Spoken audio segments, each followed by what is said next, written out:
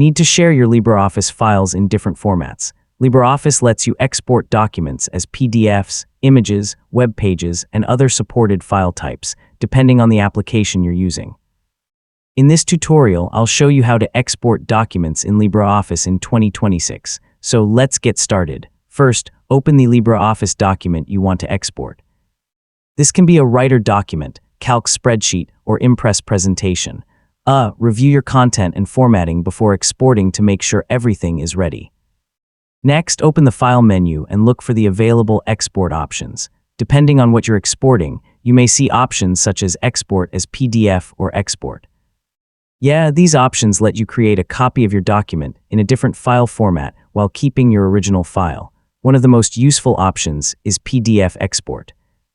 Choose Export as PDF when you want a document that's easy to share, print, and open on different devices. You can review settings such as pages, image quality, and other PDF options before completing the export. If you need another format, choose Export or Save As, depending on the file type you need. For example, Writer can work with Word-compatible formats, while Calc supports common spreadsheet formats. Take a moment to select a format that's compatible with the person or application that will receive the file. Now select where you want to save the exported file. Enter a clear file name, choose the destination folder, and confirm the export.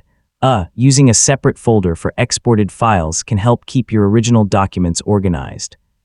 Finally, open the exported file and check the text, images, formatting, and overall layout.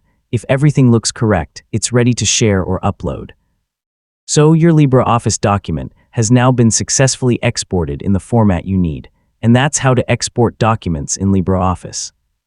Open your file, choose the appropriate export option, select a format and destination, then verify the finished file. Using the right format makes it much easier to share your documents while preserving the information and layout you need. Thanks for watching, and I'll see you in the next tutorial.